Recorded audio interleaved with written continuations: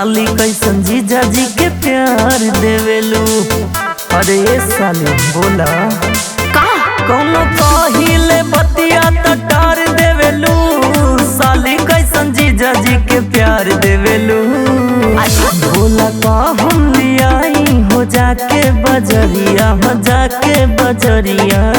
हाय तो सुनी ना ए जीजा हो ले ले ओई हाँ साड़ी बाट सूट को दिया। ए जीजा हो ले ले ओई हाँ साड़ी बाट सूट को दिया। बात बुझाई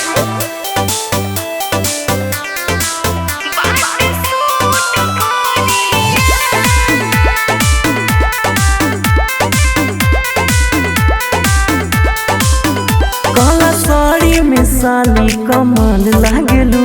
अब देखी ले एकदम बवाल लागेलू। अरे साच हो अच्छा ना ये जीजा ना ये तना होई ना हम कातिल। ले ले यहाँ सूट साड़ी ये जीजा ओहे पायल बदिल। बोली ना कैसे करी जुगाड़ छूट गइल नो करिया, हो गइल नो करिया। बताओ तनी ए जीजा हो ले ले ओई हाँ साड़ी बाट सूट को दिया। ए जीजा हो ले ले ओई हाँ साड़ी बाट सूट को दिया।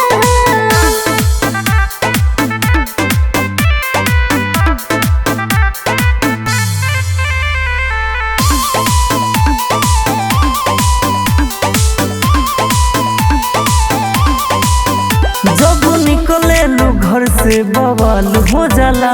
सारा लइकन के जियल मुहाल हो जाला। अरे मर्डर करबो का हो जी हर साल दीपे का सुधान सधड़कन हाय न चाहरिया। आई हाथ चली हाय जीजा जी लेके तो बाजरिया। कहीं मुहवा फुला के तू गइलू बहरिया, हो गइलू बहरिया। हाय तो का करी ए जीजा हो